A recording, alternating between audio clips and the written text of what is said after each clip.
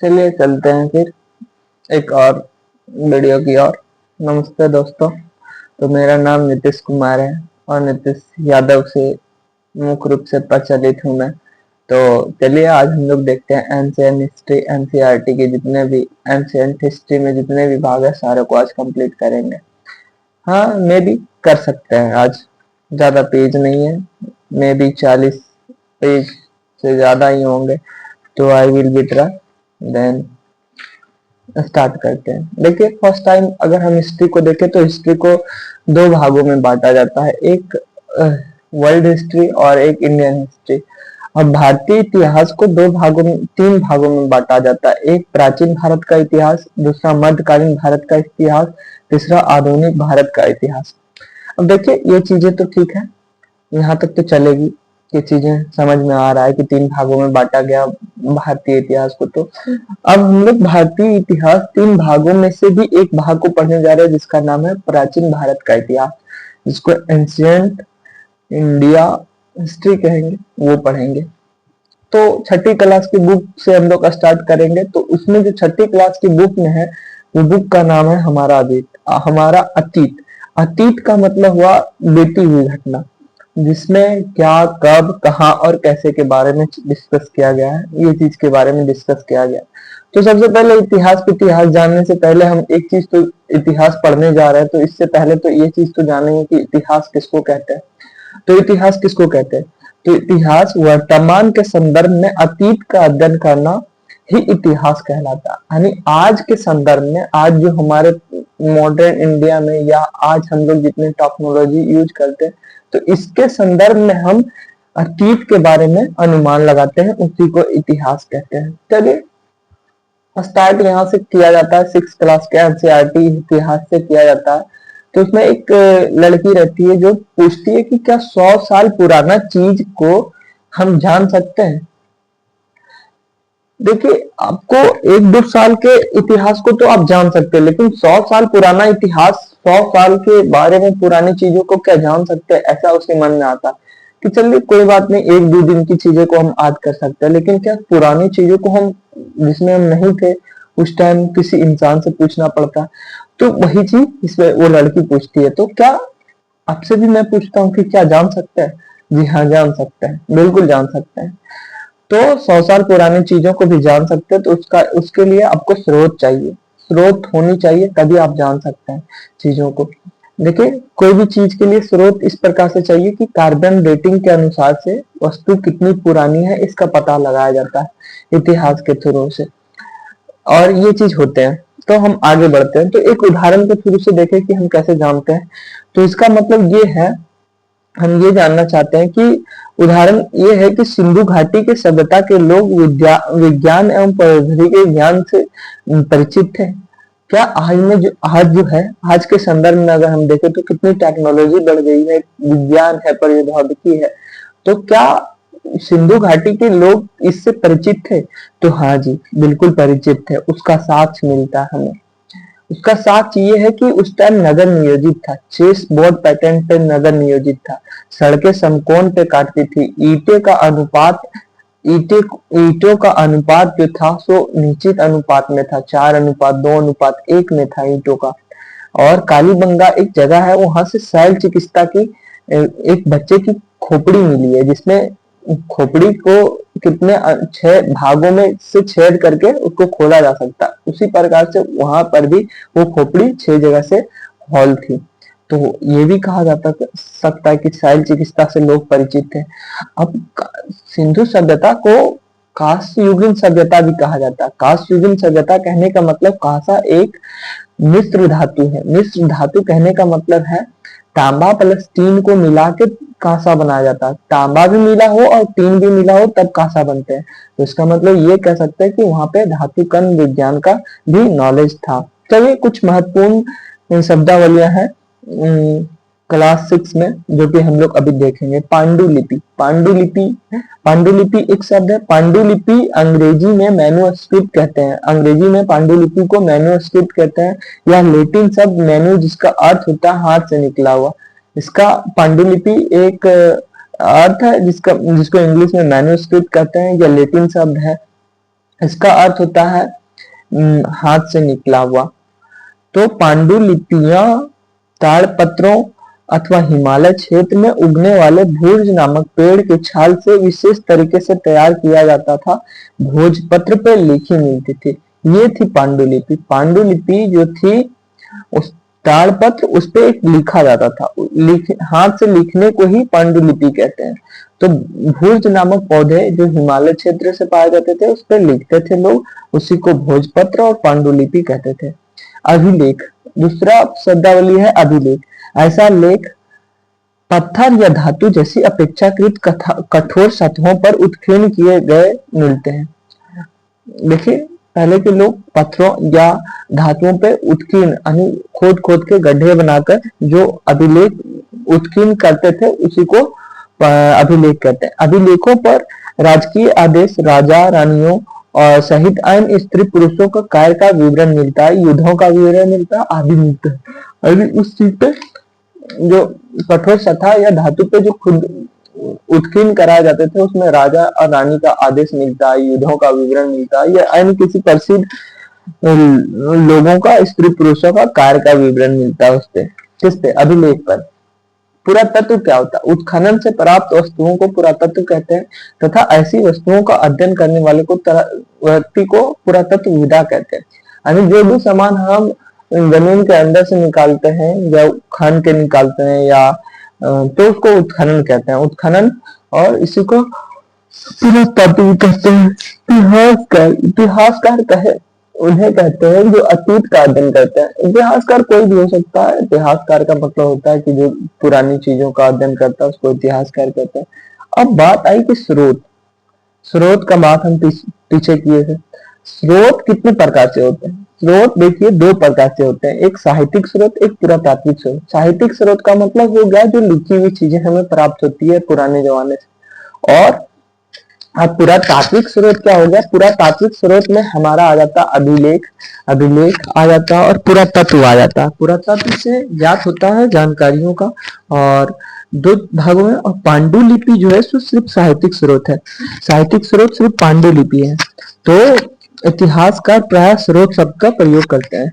अब देखिए हमें जो अभी पढ़ना है प्राचीन भारत इतिहास काल में, उसका पूर्ण निर्माण के स्रोतों के माध्यम से ही हम जानकारी को इकट्ठा करेंगे और प्राप्त करेंगे। तो हम लोग आगे देखते हैं प्राचीन भारतीय इतिहास के पूर्ण निर्माण के स्रोत। तो स्रोत अभी हम बताए थे कि दो प्रकार के होते हैं, साहित्यिक स्रोत और पुरातात्विक स्रोत। अब साहित्यिक स्रोत को भी दो भागों में बांटा गया, एक देसी और दूसरा विदेशी। साहित्यिक का मतलब होता है लिखा हुआ। तो दो भागों में बांटा गया साहित्यिक को, देसी और विदेशी। अब देसी को भी दो भागों में बांटा गया, धार्मिक, धर्मनिरपेक्ष। अब धार्मिक को भी तीन भागों में बांटा गया, एक ब्राह्मण, बौद्ध, जैन। और यही रहा साहित्यिक का जो बांटा गया है वो। अब हम लोग देखेंगे ब्राह्मण में क्या क्या चीजें हमें को पढ़ना है। तो ब्राह्मण में कौन कौन सी चीजें साहित्यिक में मिलती है? तो ब्राह्मण में हमें वेद मिलता है, ब्राह्मण मिलते हैं, उपनिषद मिलता है, अरण्यक मिलता है, पुराण मिलता है, उपवेद मिलता है, वेदांग मिलता है, सूत्र साहित्य मिलता है। ये चीजें जो है सो इससे हमारा इतिहास साहित्यिक स्रोत से पता चलता है। ब्राह्मण में बौद्ध के बारे में हम लोग कैसे जानकारी लगाएंगे? तो बौद्ध में हमारा जो साहित्यिक स्रोत है वो है त्रिपिटक। त्रिपिटक इसलिए कहा जाता है क्योंकि इसमें तीन विस्तार साहित्यिक स्रोत मिलते हैं, जैसे सूत्र पिटक, विनय पिटक, अभिधर्म पिटक। ये तीनों पिटक मिलते हैं इसलिए इसको त्रिपिटक कहा जाता है। ललित विस्तार, दीववंश, महावंश। दीववंश और महावंश को सिंघल अनुसूति भी कहता है क्योंकि सिंघल अनुसूति भी कहते हैं। और बौद्ध में एक और है दिव्यावदान। और भी सारी चीजें हैं, आदि भी है। अब हम लोग जैन में देखेंगे। जैन में देखें तो कल्प सूत्र है, भद्रबाहु चरित्र है, परिशिष्ट परवरण है, अष्टांग सूत्र है, आदि भी हो सकते हैं। अब ये हो गया अपना धार्मिक। धार्मिक में भी तीन थे, वो हो गया चर्चा। अब धर्म निरपेक्ष में कौन कौन से हैं इसके बारे में हम लोग जानकारी लेंगे। धर्म निरपेक्ष में जो है वो है पाणिनि का अष्टाध्याय। पाणिनि का अष्टाध्याय जो है वो धर्म निरपेक्ष में है। कौटिल्य का अर्थशास्त्र है, विशाख दत्त का मुद्रा राक्षस है, शूद्रक का मिर्च का टिकम है, वान भट्ट का हर्ष चरित्र है। ये सब चीजें जो साहित्यिक स्रोत में है वो धर्म निरपेक्ष में है। इनमें कोई ये नहीं है, धर्म से इतर लिखा गया है इसको। धर्म से अलग लिखा गया। देखिए, जो अर्थशास्त्र है कौटिल्य का, उसमें राजनीतिक शास्त्र के बारे में बताया गया कि कैसे युद्ध का विवरण है, बहुत सारा चीज का विवरण है। अर्थशास्त्र का मतलब ये नहीं कि अर्थ के बारे में उसमें बताया गया। हम लोग आगे देखेंगे। आगे देखते हुए हम लोग चलेंगे। विदेशी साहित्य हम लोग छूट गया था, क्योंकि देशी में हम लोग धार्मिक और धर्मनिरपेक्ष पढ़ लिए थे। विदेशी साहित्य में कौन कौन आते हैं, तो देखिए यूनानी और रोमन साहित्य आते हैं। यूनानी में भी आते हैं, पहले आते हैं मैगस्थनीज, जिसने इंडिका लिखा है। प्लिनी न्यूयार्कस हिस्टोरिका लिखा है प्लिनी ने, और न्यूयार्कस का विवरण भी मिलता है। अस्ट्रेडुलस है, आर्ने सिक्रिटस है, ये सब चीजें जो है ये यूनानी लेखक है, यूनानी साहित्यिक स्रोत मिलते हैं। चीन साहित्यिक स्रोत में ये जो है सो फाहियान का काई फोकी है, हेवन संग के सुयुकी है और इत्सिंग का है। ये चीजें मिलती है चीन के साहित्यिक स्रोत से। अरबी साहित्यिक स्रोत से ये जो आए थे ये 7वीं शताब्दी के थे। साहित्यिक स्रोत अरबी साहित्य में सुलेमान अल सुद्दी अल बरूनी का किताब हिंद, किताबे बुल हिंद या तहकीक ए हिंद कहा जाता है अल बरूनी का। ये जो है सो 9वीं शताब्दी में आए थे। आगे चलते हैं। आगे देखें तो पुरातात्विक स्रोत अब कौन कौन से हैं। पुरातात्विक स्रोत में बहुत सारे चीजें आ जाएंगे। पुरातात्विक का मतलब ये होता है जो उत्खनन से प्राप्त चीजें होती है, जिनके बारे में हमें साक्ष्य प्राप्त होता है, उसको उत्खनन से, तो उसी को पुरातात्विक कहते हैं। अब पुरातात्विक में बहुत सारी चीजें आती है, जैसे अभिलेख हो गया, मूर्तियां हो गए, मृत भांड हो गए, सिक्के हो गए, भवन हो गया, स्मारक हो गया। ये सारी चीजें जो है सब पुरातात्विक स्रोत में आते हैं। अब अभिलेख में भी तीन चीज आ सकते हैं। अभिलेख देखिए उत्खनन किया जाता था, किसी चीज पे डरो किया जाता था, कठोर पत्थर पे या कठोर धातु पे उन चीजों को खोद के या कुछ चीज से उसको उत्खनन किया जाता था, मतलब कह सकते हैं उसको काट काट के बनाया जाता था। तो ऐसी चीजों में जो है उत्खनन, अभिलेख के बारे में हमें 3 जगह से प्राप्त होती है, शिलालेख, स्तंभ लेख और गुफा लेख। ये 3 जगह पे हमें अभिलेख प्राप्त होते हैं। देखिए, अगर देखा जाए साहित्यिक स्रोत और पुरातात्विक स्रोत में सबसे ज्यादा किसका मायने है, तो अगर ऐसे देखें तो महत्व जो है सो पुरातात्विक स्रोत का ज्यादा महत्व है। क्यों महत्व है? क्योंकि इसमें तिथि कर्म से के साथ इतिहास लेखन की जानकारी मिलती है, यानी इसके साथ तिथि कर्म मिल जाता है, क्योंकि कार्बन डेटिंग के अनुसार से ज्यादा प्रमाणिक है, इसमें ज्यादा प्रमाणिक है। पुरातात्विक स्रोत से उसके अंदर से जमीन से निकली हुई चीजें हैं तो ज्यादा प्रमाणिक है। तथ्यों के साथ फेरबदल की संभावना कम है, नहीं बदल सकते ना। साहित्यिक स्रोत में क्या होता है कि बदल सकते हैं, साहित्यिक स्रोत में कुछ भी लिख सकते हैं, कोई गलत भी लिख सकता है, झूठ भी लिख सकता है, तो इसीलिए ये है। अब हम लोग एक चीज जानेंगे कि इतिहास का अध्ययन हम लोग क्यों करते हैं और क्या करते हैं, क्या जानने का प्रयास करते हैं। देखिए, हम लोग इतिहास का अध्ययन इसीलिए करते हैं क्योंकि ताकि हम ये चीज पता कर सके कि इतिहास में हम लोग राजनीतिक अर्थव्यवस्था, आर्थिक अर्थव्यवस्था, सामाजिक अर्थव्यवस्था और धार्मिक अर्थव्यवस्था के बारे में और सांस्कृतिक अर्थव्यवस्था के बारे में जानकारी लेते हैं कि पुराने जमाने में कैसे लोग ये सब चीजें कैसे सुव्यवस्थित थे, इसके बारे में जानकारी लेते हैं। आगे देखेंगे इतिहास का वर्गीकरण। अब इतिहास का वर्गीकरण अगर देखा जाए तो इतिहास का वर्गीकरण जो है सो लिपि के आधार पे किया गया है, बहुत सारे के आधार पे किया गया इतिहास का वर्गीकरण। लेकिन अगर हम अभी देखते हैं तो लिपि के आधार पे देखते हैं, तो लिपि के आधार पे इतिहास को 3 भागों में बांटा गया। एक प्राग ऐतिहासिक काल, अर्ध ऐतिहासिक काल और ऐतिहासिक काल। अब प्राग ऐतिहासिक काल को पाषाण काल भी कहा जाता, सॉरी, पाषाण काल भी कहा जाता। पाषाण काल का अर्थ हुआ कि पत्थर के आधार पर इस काल को बांटा गया। इस टाइम जो थी प्राग ऐतिहासिक काल में कोई लिपि नहीं थी, लेखन कला विकास नहीं हुआ था, साहित्यिक स्रोत एक भी नहीं थे, सिर्फ पुरातात्विक स्रोत थे जो कि जिनको उत्खनन करके से प्राप्त होता। इस टाइम लिपि नहीं थी, कब? प्राग ऐतिहासिक काल में। अर्ध ऐतिहासिक काल का बात करें तो अर्ध ऐतिहासिक काल में लिपि थी लेकिन पढ़ा नहीं गया था, तो उसमें अर्ध ऐतिहासिक काल में हम लोग पढ़ेंगे हड़प्पा सभ्यता काल, वैदिक काल पढ़ेंगे, ताम्र पाषाण काल पढ़ेंगे, ये चीजें हम पढ़ेंगे। तो सब हड़प्पा सभ्यता में लिपि तो थी लेकिन पढ़ा नहीं गया था। वैदिक काल को देखें तो वैदिक काल को दो भागों में हम लोग पढ़ेंगे। पहले पढ़ेंगे ऋग वैदिक काल और दूसरा पढ़ेंगे उत्तर वैदिक काल।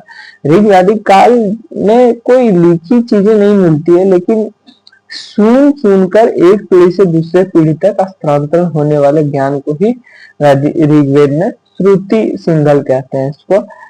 तो वैदिक काल में लिपि नहीं थी, किंतु आर्यों ने अपने जीवन का प्रदर्शन ऐसे किया था जिससे उनके बारे में जानकारी प्राप्त होती है। ताम पाषाण काल अब देखते हैं। ताम पाषाण काल को हम लोग इसीलिए पढ़ते हैं क्योंकि कृषि उत्पादक अर्थव्यवस्था होने के कारण हमें इसके बारे में जानकारी मिलती है, ताम पाषाण काल के बारे में। अब अगला देखेंगे ऐतिहासिक काल। ऐतिहासिक काल 600 बीसी से आगे के बारे में पढ़ते हैं। लिपि है, लेखन कला का विकास हुआ, ये सब टाइम। एक चीज और देखेंगे, इतिहास में तिथियां कैसे होती है। देखिए, ईसा मसीह के जन्म से पहले को बिफोर क्राइस्ट यानी बीसी या बीसीई बिफोर कॉमन एरा भी कहा जाता है, और ईसा मसीह के जन्म के बाद एडी एनो डोमिनी जो कि लैटिन शब्द है वो कहा जाता है, यानी सीई भी कहा जाता है, कॉमन एरा। अब ये सब चीजें तिथि का हम तो देख लिया हम। अब आगे देखेंगे कि देश का नाम, जो भारत का नाम है वो कैसे पड़ा। तो देखिए, इंडिया कैसे पड़ा। इंडिया सब इंडस से निकला हुआ, जिससे संस्कृत में सिंधु कहा जाता है। इंडस से इंडिया का उत्पत्ति हुआ है, जिसका संस्कृत में सिंधु कहा जाता है। 2500 वर्ष पहले उत्तर पश्चिम की ओर से, यानी उत्तर पश्चिम की ओर से आने वाले ईरानियों एवं यूनानियों ने सिंधु को हिदोस अथवा इंडोस और इस नदी के पूर्व में स्थित भूमि प्रदेश को इंडिया का। देखिए, जो यूनानी और ईरानी थे वो 2500 वर्ष पहले जब आए तो वो सिंधु को हिदोस या इंडोस के नाम से पुकारते थे। सिंधु को हिदोस या इंडोस कह के बोलते थे, और सिंधु नदी के उस पार के लोगों को जो है सो इंडिया कह के, उस भूमि में जो पूरब में स्थित थी, इस नदी के पूरब में स्थित भूमि को उन्होंने इंडिया कह के संबोधित किया है। अब भारत नाम कैसे पड़ा। भारत नाम का प्रयोग जो है सो उत्तर पश्चिम में रहने वाले एक भारत कबीलाए के लोग के समूह के लिए किया जाता था, भारत। लेकिन इस समूह का उल्लेख संस्कृत की प्रारंभिक कृति लगभग 3500 वर्ष पुरानी ऋग्वेद से भी मिलती है। देखिए, भारत जो रखा गया नाम, उसका साथ जो है सो हमें ऋग्वेद से मिलता है।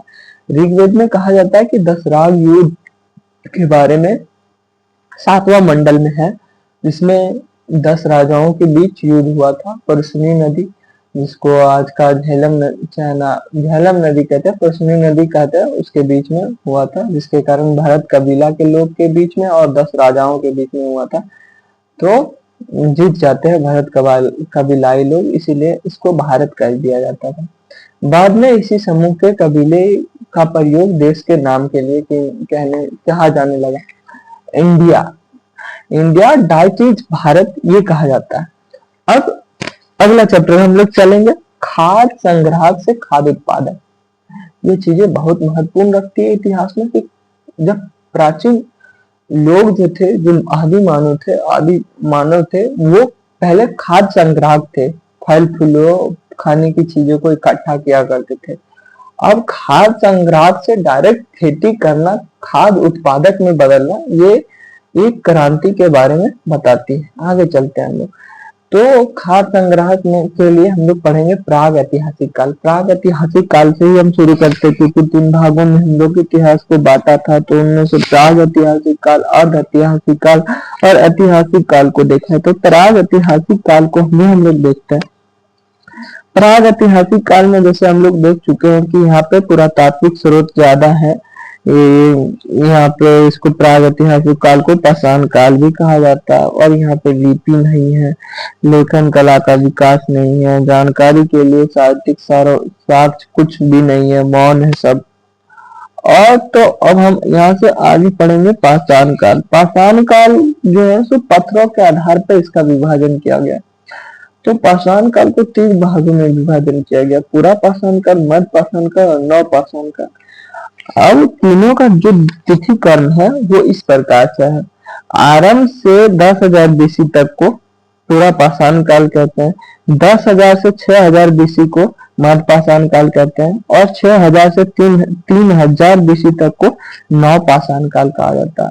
और पूरा पाषाण काल को भी तीन भागों में बांटा गया, निम्न पूरा पाषाण काल, मध्य पूरा पाषाण काल और आधुनिक पूरा पाषाण काल और उच्च पूरा पाषाण काल। सॉरी, उच्च पूरा पाषाण काल आधुनिक मानव होमोसेपियंस का विकास हुआ था, जिसमें चित्रकला का विकास हुआ था। होमोसेपियंस का विकास जो है सो उच्च पूरा पाषाण काल में हुआ था। अब देखते हैं पाषाण काल का काल विभाजन जो है सो पत्थरों के उपकरणों के बनावट के आधार पे हुआ था। पाषाण काल का विभाजन जो है वो पत्थरों के बनावट के अनुसार से हुआ था। अब देखेंगे हम अपने बहुत क्यूरियोसिटी होती है कि मानव का विकास कैसे हुआ था। तो मानव का विकास अगर हम देखें तो पहला जो था मानव का सबसे पुराना पीढ़ी जो था उसका नाम था रामापिथिकस। रामापिथिकस को आदि पूर्वज कहा जाता। उसके बाद एस्ट्रेलोपिथिकस आए। एस्ट्रेलोपिथिकस क्या था? अफ्रीका के जंगल में थे, ये आदि मानव के रूप में थे। उसके बाद आया होमो इरिक्टस। होमो इरिक्टस का खासियत ये था कि वो रीढ़ की हड्डी से सीधा चलना शुरू किए थे, ठीक ना। नींदरथाल को बुद्धिमान मानव भी माना जाता है, क्योंकि सर्वप्रथम अक्षरबद्ध भाषा का प्रयोग नींदरथाल मानव ने ही किया था।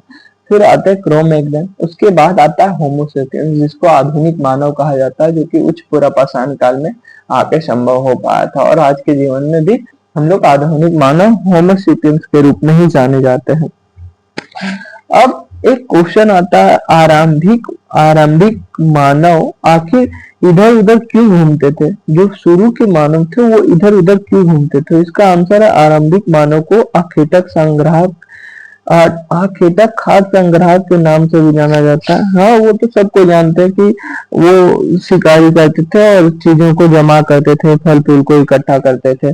वे जंगली जानवरों का शिकार करते थे, मछलियां और चिड़िया पकड़ते थे, फल फूल, दाने, पौधे, पत्तियां, अंडा आदि इकट्ठा किया करते थे और इसीलिए इधर से उधर घूमते थे। तो आरंभिक मानव के घुमंती प्रवृत्ति का कारण जो था वो था कि भोजन की तलाश में एक ही जगह पर ज्यादा दिन रहने के कारण आसपास के पौधों को, फलों को, जानवरों को खाकर समाप्त कर देना।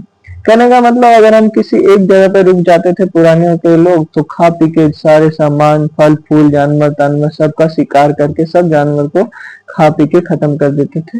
इसीलिए उन्हें दूसरी जगह पे जाना पड़ता था। जानवर चारा आदि की तलाश में एक जगह से दूसरे जगह जाते थे, तो इनके पीछे मानव भी एक जगह से दूसरी जगह चले जाते थे। एक रीजन और था कि शिकारी करते करते लोग जानवरों को पीछे भाग जाते थे, क्योंकि जानवर भी तो खाने के लिए कुछ इधर उधर घूमता था, दूसरे जगह जाता था, तो जानवर के पीछे ही चले जाते थे। पेड़ पौधे में फल फूल अलग अलग मौसम में आते थे, इसीलिए लोग की उनकी तालाब में एक जगह से दूसरे जगह जाते थे। देखिए, कहने का मतलब ये है कि लोग एक जगह से दूसरे जगह इसलिए भी जाते थे क्योंकि अलग अलग मौसम में फल फूल अलग अलग प्रकार के आते हैं, तो इसीलिए ये भी एक कारण है कि लोग एक जगह से दूसरी जगह उसके तलाश में चले जाते थे। नदी, झीलों, नदियों के किनारे बसे लोग सूखे मौसम में पानी की तलाश में इधर उधर जाना पड़ता था। दरअसल क्या होता था कि गर्मियों में सूख जाते थे पानी, नदी के किनारे बसे हुए लोग को, तो उसको पानी ढूंढने के लिए इधर से उधर जाना पड़ता था। ये चीज है। अब हम लोग देखेंगे पूरा पाषाण काल, जिसका आरंभ से 10,000 बीसी तक को पूरा पाषाण काल कहा जाता है। पूरा पाषाण काल की विशेषता अगर देखें तो मानव शिकारी जीवन जी रहा था। उतने दिनों से पूरा पाषाण काल के जीवन को देखे तो मानव जो है सो शिकारी जीवन जी रहा था, गुफाओं में रहने लगा था, चित्रकला का विकास हो गया था। अब हम लोग कैसे जानेंगे चित्रकला का विकास हो गया था? चित्रकला का प्रथम साक्ष्य जो है सो भीमबेटका मध्य प्रदेश की गुफा से मिलता है कि चित्रकला का विकास करने लगे थे लोग के हाथ का। जब से डेवलप हुआ तब से वो चित्रकला करना स्टार्ट कर दिए। पत्थर के औजार मिलते हैं, हथियार का प्रयोग करने लगे थे। ये बात है पूरा पाषाण काल की। क्रोध उपकरणों का प्रधानता हो गया, बड़ा बेडोल, पत्थर, कुल्हाड़ी कुल्हाड़ी का उपयोग जिसको हैंडक्स कहते हैं, चार चैपिंग, गडासा धार, खंडक, द्युधारी, इन सभी चीजों का प्रयोग करने लगे थे। सर्वप्रथम 1863 में रॉबर्ट ब्रूस फूट ने मद्रास के पल्लावरम से पत्थर की कुल्हाड़ी प्राप्त की। सर्वप्रथम जो है सो रॉबर्ट ब्रूस जो है सो 1863 में मद्रास के पल्लवरम से एक कुल्हाड़ी प्राप्त की, पत्थर की कुल्हाड़ी प्राप्त की। इन्हें भारत पुरातत्व का जनक कहा जाता है, क्योंकि इन्होंने ही सबसे पहले कुल्हाड़ी प्राप्त की मद्रास के पल्लवरम से। इसीलिए रॉबर्ट ब्रूस को भारत का पुरातत्वविदा भी कहा जाता है। इन्हें भारतीय पुरातत्व का जनक भी कहा जाता है। पंजाब की सोहन घाटी में चार चेपिंग की प्राप्ति हुई, ये भी चीजें साक्ष्य मिलती है। अब अगला बढ़ेंगे और अगला में आएंगे हम लोग संक्रमण काल, जिसको मध्य पाषाण काल कहेंगे। मध्य पाषाण काल जो है सो 10,000 बीसी से 6,000 बीसी तक को मध्य पाषाण काल कहते हैं। इसकी विशेषता को हम देखते हैं। मानव छोटे छोटे पाषाण उपकरणों का उपयोग करने लगे थे, फलक संस्कृति आ गई थी, यानी बड़े पत्थर का उपयोग नहीं, छोटे छोटे पत्थर का उपयोग होने लगा था। मैक्रोलिथिक इसीलिए कहते हैं फलक संस्कृति। जब पत्थरों को तोड़ते हैं तो दो टुकड़े हो जाते हैं, बीच में जो फलक बचते हैं, कुछ टुकड़े बच जाते हैं, उसी को चोखीले नोकीले को मैक्रोलिथिक कहते हैं। अब मनुष्य मछली पकड़ने लगे थे। पहले लोग बड़े बड़े जीवों का हत्या कर मतलब शिकार करते थे, धीरे धीरे लोग छोटा जीव का शिकार करने लगे थे, मछली पकड़ने लगे थे, पक्षियों का शिकार करने लगे थे, धनुष बाण का प्रयोग करने लगे थे, प्रक्षेपास्त्र तकनीक का विकास हो गया था, यानी निशाना लगाने का तकनीक विकास हो गया था। मानव पशुपालन करने लगे थे, मानव खुद पशुपालन लगा था। प्राचीन साक्ष्य बागोर राजस्थान एवं आमदगढ़ राजस्थान से मिलता। तो हम लोग कैसे जानेंगे? देखिए, इतिहास जो है तो सब्जेक्ट साइंटिफिक से भी ज्यादा, साइंस से भी ज्यादा ये है कि इसमें साक्ष्य की आवश्यकता है। आप कोई भी चीज आंख बंद करके विश्वास नहीं कर सकते हैं या तो नहीं बोल सकते हैं, इसमें चीजें चाहिए आपको। तो ये चीज कहता है कि लोग जो है सो पशुपालन करने लगे थे। तो इसका साक्ष्य जो है तो पहला साक्ष्य बागोर एक राजस्थान का जगह है, वहां से प्रमाण मिलता है इसका। फिर आदमगढ़ मध्य प्रदेश है, वहां से भी पशुपालन का साक्ष्य मिलता है। मानव युद्ध करने लगे थे। प्राचीन साक्ष्य सराय नहर प्रतापगढ़ उत्तर प्रदेश से मिलता है। कहते कि लोग युद्ध करने लगे थे, और ये कहा जाता है कि युद्ध के बिना डेवलपमेंट नहीं हो सकता, इसीलिए युद्ध जरूरी है। तो ये चीज भी देखा जाता है कि सबसे पहले युद्ध लोग किए थे। तो उसका साक्ष्य हमें रायगढ़ नहर, सराय नहर राय प्रतापगढ़ उत्तर प्रदेश से इसका साक्ष्य मिलता है कि लोग आपस में युद्ध भी किया करते थे। दमदमा महदहा प्रतापगढ़ उत्तर प्रदेश से भी मानव कंकाल प्राप्त हुए हैं। अरे मानव का कंकाल जो है सो दमदमा महदहा प्रतापगढ़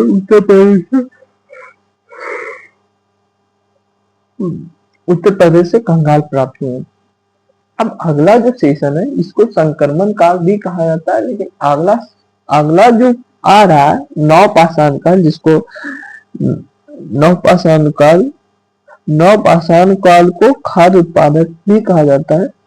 तो जो पूरा पाषाण काल और मध्य पाषाण काल को मिल के बना था, उसमें लोग जो है तो सिर्फ खाद्य संग्राहक थे, यानी खाने पीने की चीजों को संग्रह करते थे, जोड़ते थे, इकट्ठा करते थे, रखते थे।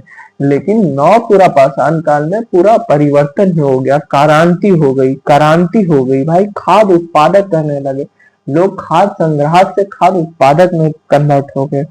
मनुष्य खाद्य संग्राहक से खाद्य उत्पादक की स्थिति में पहुंचने को ही क्रांति के नाम से जाने जाती है।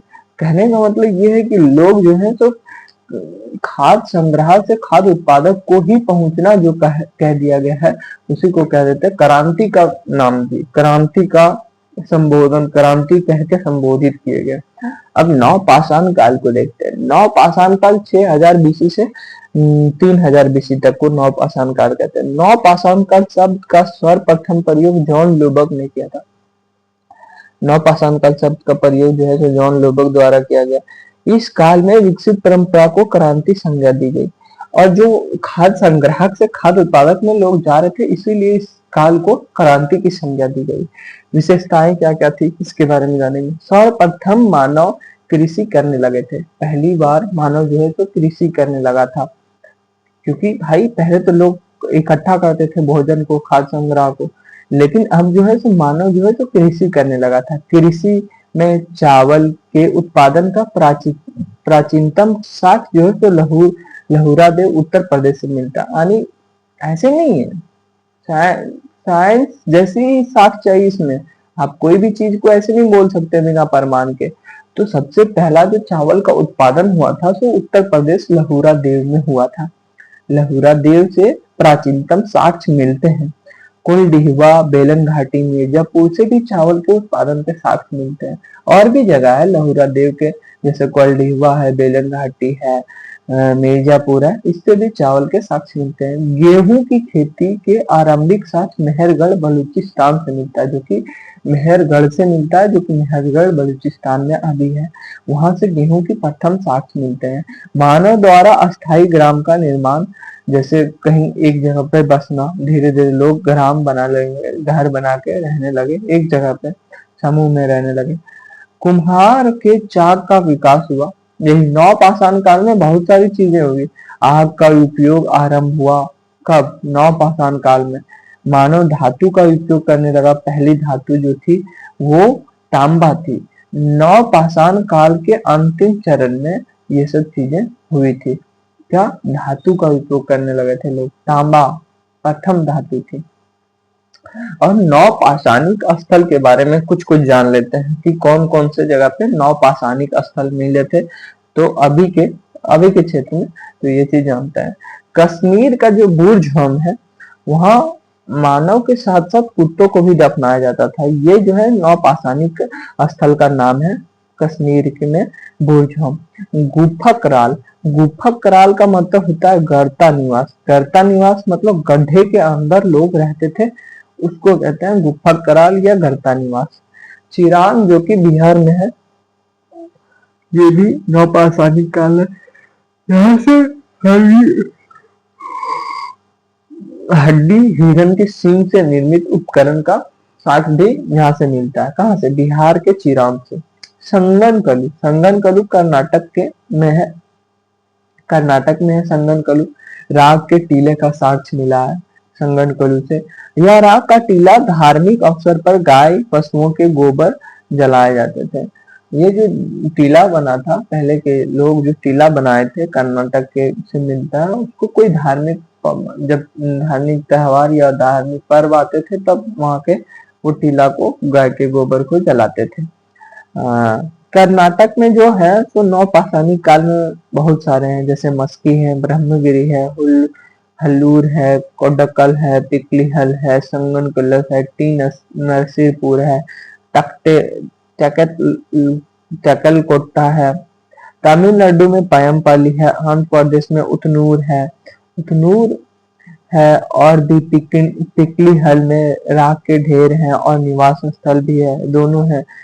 अब अगला जो टॉपिक है, जो हम लोग अभी 3 चीज पढ़ चुके हैं, पूरा पाषाण काल, पूरा पाषाण काल, मध्य पाषाण काल और नवपाषाण काल भी पढ़ चुके हैं। अगला जो हमारा है वो है ताम पाषाण काल। ताम पाषाण काल जो है सो 3000 बीसी से 1500 बीसी तक को ताम पाषाण काल कहते हैं।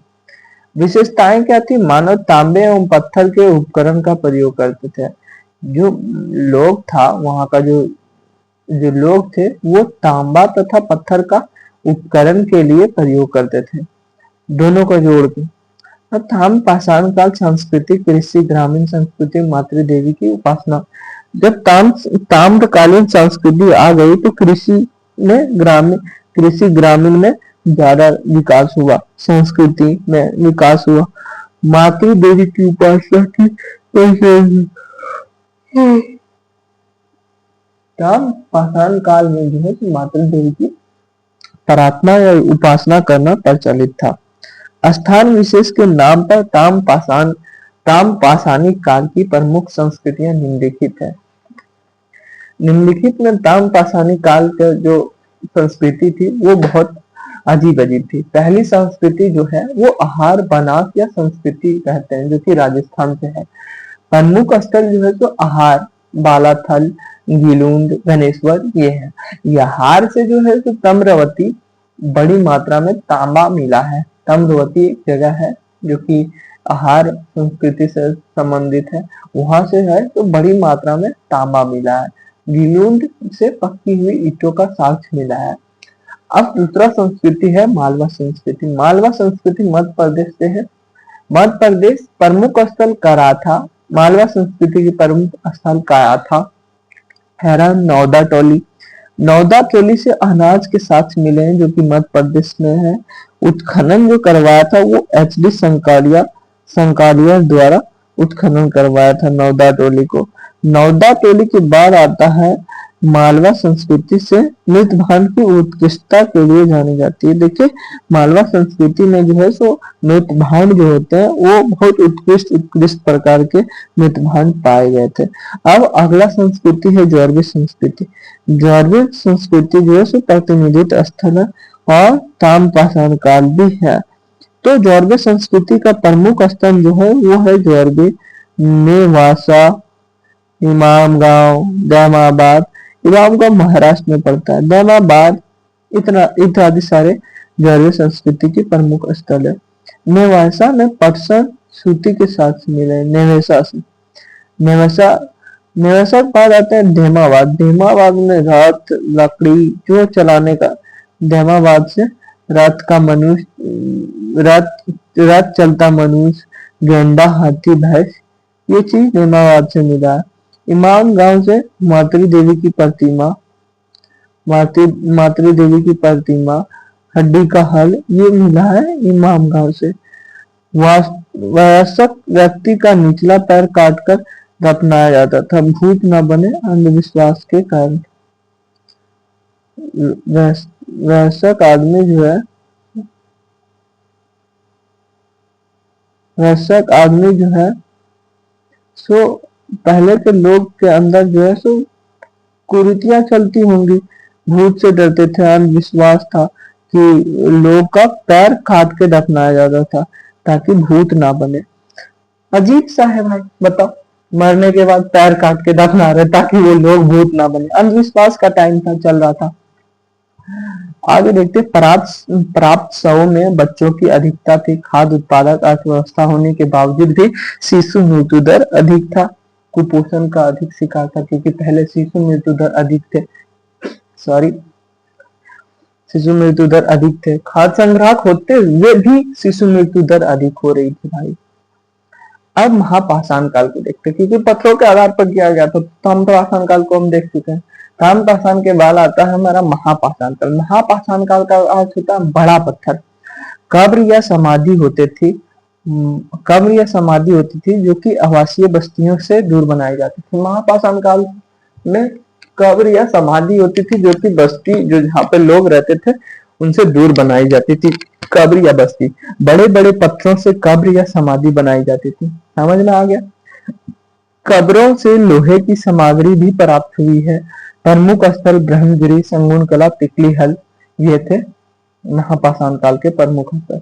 विशेषताएं ये थी कि महापाषाण काल को शिष्ट, डोलेमन, मैनिहार नाम से भी जाना जाता था। महापाषाण काल को इन सारे नाम से भी जाना जाता था। शिष्ट, डालमैन, मैनिहार नाम से भी जाना जाता था। तो शिष्ट क्या था? तो जमीन के नीचे आयताकार कब्र को शिष्ट कहा जाता था। कब्र में के चारों ओर गोलेकार संरचना बना दी जाती थी तो इसे पीट सर्कल कहते थे। यानी जो शिष्ट था जो कब्र के नीचे आयताकार, जमीन के नीचे जो आयताकार बनाया जाता था कब्र, उसी को शिष्ट कहते हैं। अब डालमेन क्या कहते हैं? डालमेन जो है तो जमीन के ऊपर कब्र का निर्माण जो होता था उसी को डालमेन कहते हैं। जमीन के ऊपर कब्र का जो निर्माण होता था उसी को डालमेन कहते हैं। अब मैनिहार देखते हैं। कब्र के ऊपर सीधे पत्थरों को बड़ा हिस्सा को रख दिया जाता था उसी को नैमिहार कहते थे। महापाषाण काल के काल एवं रंग काल एवं रंग जो था, महापाषाण काल के जो काल एवं रंग थे वो लाल और मृतभांड का प्रयोग किया जाता था। काले एवं लाल रंग का मृतभांड का प्रयोग किया जाता था महापाषाण काल में। ये चीजें हम महापाषाण काल के बारे में जानकारी ले चुके हैं। अब आते हैं हमारा एक अगला टॉपिक आता है जो कि बहुत ज्यादा इंटरेस्टिंग है, वो है हड़प्पा सभ्यता। हड़प्पा सभ्यता की शुरुआत जो है 2350 ईस्वी से 1750 बीसी तक चला था। हड़प्पा सभ्यता की ये है 1826 में चार्ल्स मेसन एक टीला देखा जिसने उसे एक सभ्यता की होने का अनुमान लगा। चार्ल्स मेसन नाम के करके कोई व्यक्ति था जिन्होंने 1826 की बात है, जिन्होंने देखा एक टीला जैसी आकृति को, तो उन्होंने एक सभ्यता होने का अनुमान लगाया। चलिए सही है, अनुमान लगाना चाहिए था, क्यों नहीं लगाया? भला व्यक्ति क्यों ना लगाया भाई अनुमान, क्यों? तो ये चीज उन्होंने चार्ल्स मेसन द्वारा ये चीज देखा गया। कराची के कनिंघम के नेतृत्व में रेलवे लाइन का विकास। कनिंघम यूरोपीय पुरातत्व से परिचित थे। कुछ वस्तुओं के मिलने से उन्होंने सभ्यता होने की अनुमान लगाई और रेलवे के विकास को वहीं छोड़ दिया। कराची में जो है सो रेलवे लाइन बिछाई जा रही थी। ये स्वतंत्रता से बहुत पहले की बात है। तो कराची का जो नेतृत्व जो कर रहा था रेलवे लाइन बिछाने का, वो था कनिंघम नाम के व्यक्ति नेतृत्व कर रहे थे। तो उसको वो यूरोपीय पुरातत्व से परिचित थे, तो वहां से ईंट मिल रही थी तो उसको शक हुआ कि भाई यहाँ पे कुछ तो है, तो इसीलिए उन्होंने इसका ये बताया कि नहीं भाई ये चीजें हैं। विशेषता ये थी उस टाइम की हड़प्पा सभ्यता की कि नगरीकृत सभ्यता थी, काशी युगीन सभ्यता थी, जल निकासी प्रणाली एवं जल संरक्षण का युक्त विशेष सभ्यता थी और संगठित कृषि एवं विकसित वाणिज्य व्यापार से युक्त सभ्यता था। ये थी चीजें जो थी क्या वहां पे ये चीजें थे हड़प्पा सभ्यता में। हड़प्पा सभ्यता के बारे में और जानकारी ले तो एक बहुत बड़ी जनसंख्या में गैर कृषि कार्य करते थे लोग। देखिए नगरीकृत सभ्यता होगा तो गैर कृषि कार्य में तो ज्यादा संयोजन देंगे। जैसे लोग शहरों में गैर कृषि कार्य करते हैं, ज्यादा करते हैं, बिजनेस में लोग ज्यादा काम करते हैं, और जो कृषक क्षेत्र के जो ग्रामीण क्षेत्र के लोग होते हैं वो कृषि कार्य बहुत ज्यादा करते हैं। तो ये अंतर होती है। तो उस टाइम नगरीकृत सभ्यता थी तो एक बड़ी जनसंख्या जो थी वो गैर कृषि कार्य में थी। खाद्य आवश्यकता की पूर्ति गांव से होती थी। अतिरिक्त उत्पादन थे, अधिशेष थे, कृषि अधिशेष था, यानी बहुत ज्यादा उत्पादन होता था। तो इसीलिए गांव के लोग सिर्फ जो है उत्पादन करते थे, शहर के लोग जो थे वो गैर कृषि कार्य में थे और गांव के लोग जो है सो कृषि कार्य में लगे होते थे। कृषि से उद्योग के लिए कच्चा माल प्राप्त होता था, जैसे कपास के लिए सूती वस्त्र। अब ये चीज तो हम देख लिए। अब देखते हैं कि ये चीज हम प्राग ऐतिहासिक काल को उधर पढ़ लिए थे पाषाण काल से, लेकिन अब जो है तो ये चीजें जो हड़प्पा सभ्यता है वो हमें आर्य ऐतिहासिक काल में पढ़ना। आर्य ऐतिहासिक काल को लिपि के आधार पर बांटा गया था। हम देखे थे कि ऐतिहासिक काल, प्राग ऐतिहासिक काल, आर्य ऐतिहासिक काल और ऐतिहासिक काल। तो इसमें से हम आर्य ऐतिहासिक काल में देखते हैं जानकारी के स्रोत। अब हड़प्पा के बारे में अगर हमको कहाँ से पता चलता है कि कहाँ से हमको स्रोत मिलता है कि कैसे जाने, तो दोनों स्रोत होंगे हर किसी का, साहित्यिक स्रोत और पुरातात्विक स्रोत। देखिए साहित्यिक स्रोत में हड़प्पा का तो लिपि नहीं था, अपठ थे। लिपि तो थी लेकिन अपठ था, मतलब पढ़ी नहीं गई थी। तो लेखन कला का विकास तो नहीं हुआ था। लेकिन लेकिन लेकिन लेकिन है क्या है, लेकिन ये है कि धौलावीरा में 10 अक्षरों का एक सूचना पट प्राप्त हुआ था। 10 अक्षरों का एक सूचना पट प्राप्त हुआ था धौलावीरा से। धौलावीरा शायद गुजरात में है, मे भी, उतना तो नहीं पता, आगे देखेंगे हम लोग। तो लिपि जो थी, यहाँ की जो लिपि थी वो लिपि थी चित्रात्मक लिपि। वस्त्रोफिदान भी कहा जाता है, जिग जैग भी कहा जाता है। अब पूरा तार, अब तो लिपि का यहाँ पे तो साहित्यिक स्रोत तक तो मौन है यहाँ पे, क्योंकि लिपि तो है लेकिन स्रोत, साहित्यिक स्रोत तो नहीं मिलते हैं यहाँ से। तो अब हम लोग एक ही स्रोत पे ज्यादा डिपेंडेंट रहेंगे, वो स्रोत है पुरातात्विक स्रोत। उत्खनन के पश्चात उत्खनन के पश्चात प्राप्त वस्तुओं के आधार पर हमें इस सभ्यता के बारे में जानकारी प्राप्त होती है। हम लोग उत्खनन करते हैं तभी इस सभ्यता का पता चलता है, उत्खनन से ही। अब इसका जो विस्तार था वो था 2000 स्थलों का खोज हो गया था। हड़प्पा सभ्यता में 2000 स्थल खोजे गए थे। भाई मायने रखता है। इसका विस्तार जो है, सो भौगोलिक विस्तार जो है, तो उत्तर में जम्मू कश्मीर में मांडा चेनाब नदी के किनारे स्थित है। दक्षिण में अगर देखा जाए तो डैमाबाद है, जो कि गोदावरी नदी के किनारे स्थित है महाराष्ट्र में। पूरब में अगर देखें तो आलमगीरपुर है, जो कि हिंडन नदी के किनारे स्थित है, जो कि मेरठ यूपी में है। और पश्चिम में देखें तो सुदकांगी दौर, जो कि दशक नदी के किनारे बलूचिस्तान में है। ये चीजें थी। और इसका जो उत्खनन कराने में सबसे ज्यादा श्रेय जाता है वो एसआर राव को जाता है। एसआर राव कोई होगा, पता नहीं, कोई व्यक्ति का ही नाम है। अब हम लोग कुछ जगहों का नाम देख लेते हैं कि कहाँ कहाँ कौन सी जगह है जो प्रमुख है।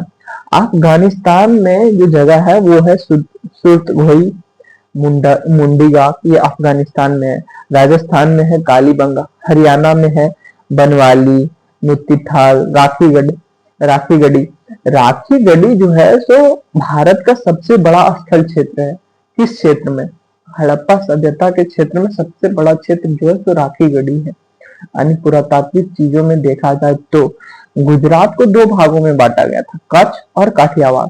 देसल जो कच्छ के बारे में है, कच्छ के जो कुछ क्षेत्र हैं वो है देसलपुर, सुतगोई, धौलावीरा से जो है सो दक्ष अक्षरों का सूचना पट प्राप्त हुआ था, और यही धौलावीरा जो है सो गुजरात में है। स्टेडियम थे, धौलावीरा से स्टेडियम का पता चला है। और जल संरक्षण के बहुत अच्छे प्रणाली थे वहां पे धौलावीरा में। काठियावाड़ जो कि गुजरात में ही है, वहां पे रंगपुर पाया गया था, रोजडी, भगत राव, लोथल, दातियावाड़ जो बंदरगाह था, चालाक लोम्बी, हाथी दांत का स्केल। अब बलूचिस्तान में जो जगह का था नाम वो था सुदकांगी डोर, सुदकोही, बालाकोट, ये थे बलूचिस्तान। उत्तर प्रदेश में आलमगीरपुर था, हुलास था। पंजाब में जो थे वो 2 भागों में बांटे गए थे, पश्चिमी पंजाब और पूर्वी पंजाब। पश्चिमी पंजाब में जो था वो हड़प्पा था, पूर्वी पंजाब में रोपड़, बाला, संगोल ये थे।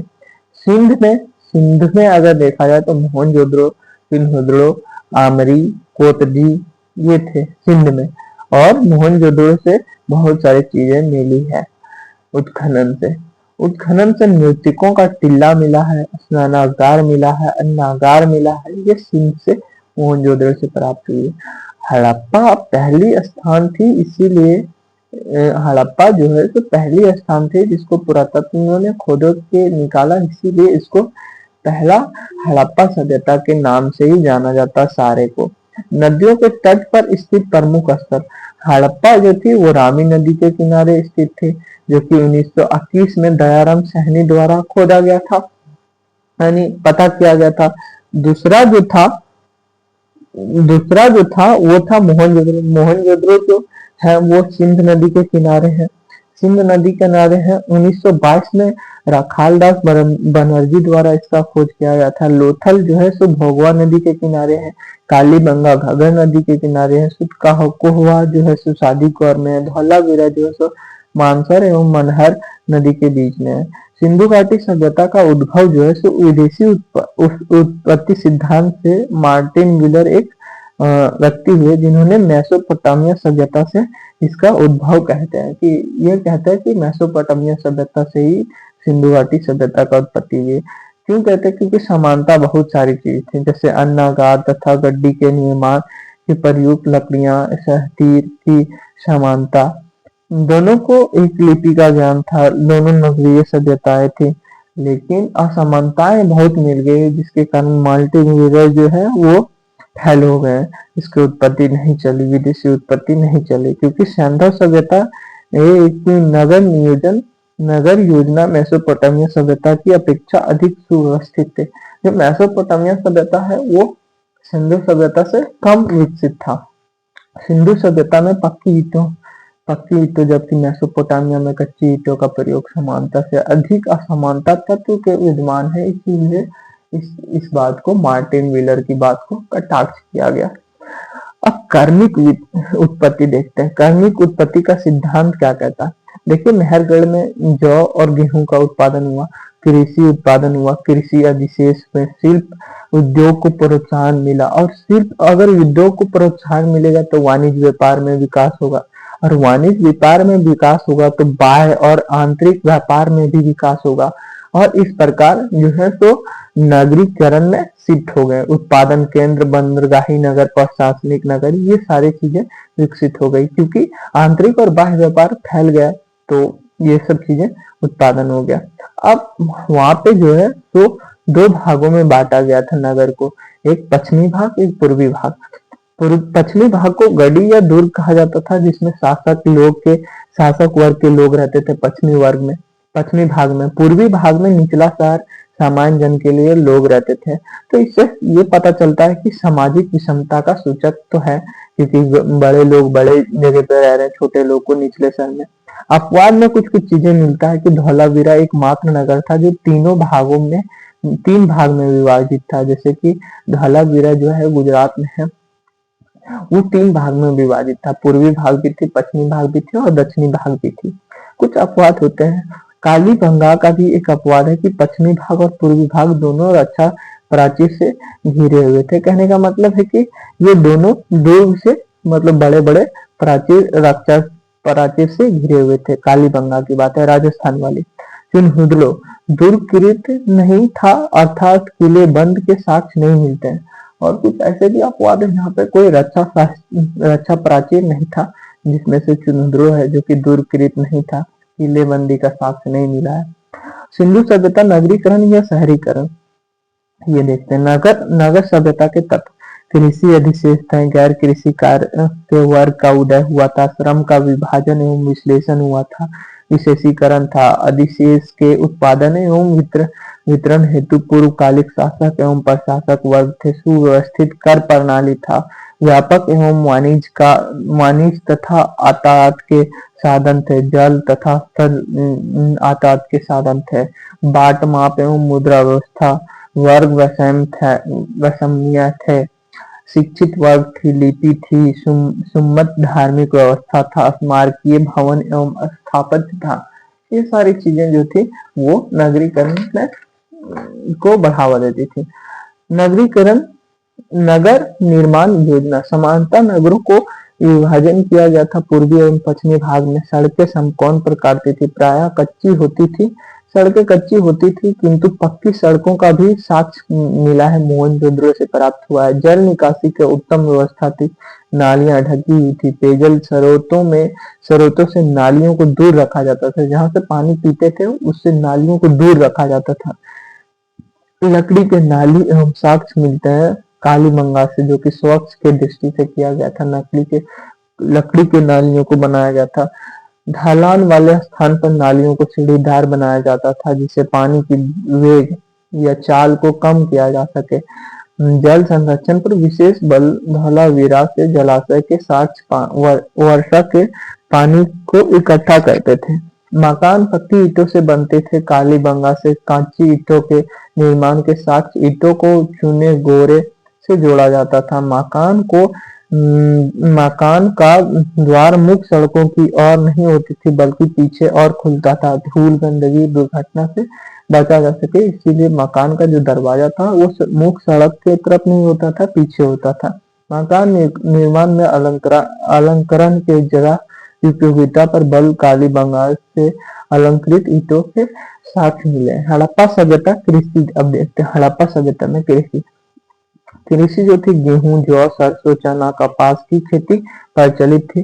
कालीबंगा से जुते हुए खेत का साक्ष्य मिलता, यानी जोता गया खेत का साक्ष्य मिलता। बनवाली से अच्छे किस्म के जौ तथा मिट्टी के हल का साक्ष्य मिला है। हड़प्पा एवं मोहनजोदड़ो में अन्नागार कृषि अधिशेष के बारे में पता चलता है। हड़प्पा तथा मोहनजोदड़ो से धान, चावल एवं खेती प्रचलित नहीं थी, किंतु लोथल एवं रंगपुर से धान की भूसी की साक्ष्य मिल रहे हैं। पशुपालन में गाय, बैल, भैंस, भेड़, बकरी आदि पालते थे। पशुओं का उपयोग खाद्य आवश्यकताओं, परिवहन साधनों तथा कृषि कार्यों में विभिन्न सामग्रियों के निर्माण में किया जाता था। घोड़े से परिचित नहीं थे। अपवाद में सुरकोटता से घोड़े की अस्थियां मिलती है। शिल्प उद्योग, निर्यात, लकड़ी के सामान, हाथी दांत की सामग्री, खाद्यान्न आदि चीजें शिल्प उद्योग से मिलते हैं। आयात, आयात क्या कहते थे? चांदी का आयात जो तो अफगानिस्तान, ईरान और राजस्थान से होता था। चांदी का, टीन का आयात अफगानिस्तान, ईरान से होता था। लर्जवाद का पत्थर जो कि बदखास्दा अफगानिस्तान से होता था। लाजवर्द पत्थर होते थे, महत्वपूर्ण पत्थर, अनमोल पत्थर। सोना जो है तो अफगानिस्तान, ईरान से होता था। हड़प्पा वासी लोहे के ज्ञान से परिचित नहीं थे। यातायात के साधन, स्थल मार्ग में अगर देखें तो बैलगाड़ी का प्रमुख साधन था। जल मार्ग में देखें तो नाव, जहाज, लोथल के गोदी बाड़ा से प्राप्त मिलते हैं। माप तोल का जो मानक था वो फलों के गुणज में थे। मोहनजोदड़ो में तराजू का साक्ष्य मिला है। लोथल में हाथी दांत का स्केल मिला है। विनिर्माण के साधन जो थे वस्तु विनिर्माण प्रणाली थे। विनिमय के जो साधन थे उसके बारे में बताया जा रहा है, तो वस्तु विनिमय प्रणाली प्रचलित थी। मुहर, सील एवं पहचान अंकित करने के लिए मुहर का प्रयोग करते थे। व्यापारिक प्रमाण जो है सो हड़प्पाई मुहर को मेसोपोटामिया में पाया जाया गया है। जैसे यहाँ के मुहर जो थे व्यापारिक, वो मेसोपोटामिया की सभ्यता से पाया गया। मेसोपोटामिया शासन सारगोन का अभिलेख से दिलमन, बहरीन, मकान, मकरन तथा मेलुहा हड़प्पा के निवासी हमारे यहाँ जहाज लेके आते थे। जो बहरीन नाम की जो एक अभिलेख है, जो कि सारगोन वहाँ का शासक था, वहां से ये चीज का पता चलता है कि जो उसने उसके अभिलेख से पता चलता है या उसके साहित्यिक स्रोत से पता चलता है कि हमारे यहाँ जो है सो मेलुहा यानी हड़प्पा के लोग जो है तो हमारे यहाँ जहाज लेके आते थे, ये कहा गया है। व्यापारिक संतुलन जो है सो हड़प्पा के पक्ष में था। नगरीकरण जो है सो हड़प्पा मोहनजोदड़ो प्रशासनिक केंद्र के रूप में था। नगरीकरण की स्थिति, लोथल जो है सो बंदरगाही नगर थे। चुनहुद्रो औद्योगिक नगर थे आदि था। मनका बनाने का कारखाना था चुनहुद्रो में। मनका औद्योगिक नगर था। धार्मिक विशेषताएं में मूर्ति पूजा प्रचलित थी किंतु मंदिर नहीं थे। मातृ देवी की उपासना होती थी। सर्वाधिक प्रचलित थी मातृ देवी की पूजा। नाग पूजा, वृक्ष पूजा, जल पूजा, वृहत स्थानागार जो कि कालीबंगा में अग्नि कुंड मिला, अग्नि पूजा होता था। एक मुहर पर बलि प्रथा के साथ भी मिले जो कि अंधविश्वास, जादू टोना का प्रचलन था। स्नानागार जो था सो मोहनजोदड़ो में पाए जाते थे। विशिष्ट लोग द्वारा विशेष अवसर पर स्नान किया जाता था। कब्र या समाधि स्थल से मिली है सामग्रियों जैसे पारलौकिक जीवन की अवस्था को दर्शाती है। अन्य महत्वपूर्ण तथ्य जो थे वो ये था कि लिपि जो थे सो मुहर, ताम्रपत्र और मृत भांडों पर लिपि के साक्ष्य मिलते हैं। मोहरों लिपि जो है, लिपि को वस्त्रोत्थितान लिपि कहा जाता था। लिपि जो थी सो चित्रकला, चित्राक्षर थी। सर्वाधिक प्रचलित यू प्रकार की लिपि थी। किसी जीव के चिन्ह से मछली का चित्र सर्वाधिक था। धौलावीरा से अंकित बोर्ड से लिपि की साक्ष्य दशकों के मिले हैं। मुहर जो था तो तांबे एवं शैल खड़ी की बनी होती थी। आयताकार केवल लिपि अंकित होती थी, लेकिन वर्गाकार लिपि के साथ पशु अंकित होती थी। सर्वाधिक संख्या में एक सिंग वाली पशु थी।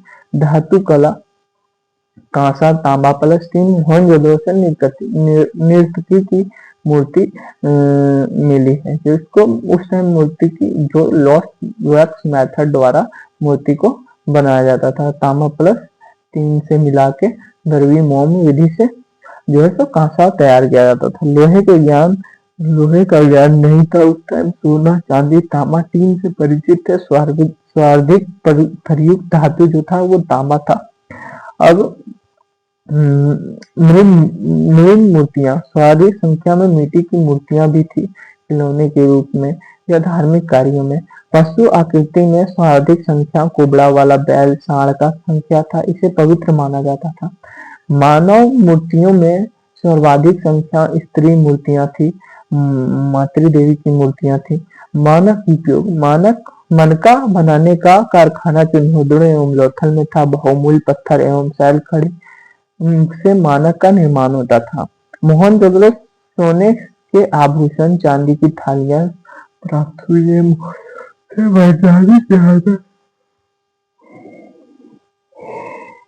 वैज्ञानिक ज्ञान में क्या क्या से परिचित थे लोग? गणित से परिचित थे, धातु विज्ञान से, मौसम विज्ञान से, ग्रह नक्षत्र से, जल निकास से, जल संरक्षण से। क्योंकि धातु विज्ञान जो है वो कांसा प्लस ताम, कांसा जो बनाया जाता है तो तांबा प्लस टीना। अब ये चीज ये मायने आता है कि इतने सारी चीजें थी तो हड़प्पा सभ्यता का पतन कैसे हुआ? तो बहुत कोई कहते हैं बाढ़ से हुआ, सूखा से हुआ, महामारी से हुआ, विवर्तनिक परिवर्तन से हुआ। तो ऐसा कुछ नहीं है। रूप परिवर्तन हो गया हड़प्पा सभ्यता का, नगर रूप परिवर्तन हो गया ग्रामीण चरण में। हुआ क्या था कि कर्मिक पतन हुआ था। जैसे हम लोग कर्मिक सिद्धांत की उत्पत्ति देखे थे, उसी प्रकार कर्मिक पतन हुआ था। हुआ क्या था, कृषि अधिशेष खत्म हो गए थे और आंतरिक और बाह्य व्यापार जो था वो खत्म हो गया था और वो सूक्ष्म संतुलन खो गया था और धीरे धीरे फिर से जो नागरीकरण सभ्यता थी वो ग्रामीण चरण में पहुंच गई। ये था अपना हड़प्पा सभ्यता के बारे में। और अगली वीडियो में हम लोग बात करेंगे वैदिक काल के बारे में। तो thank you, like the video.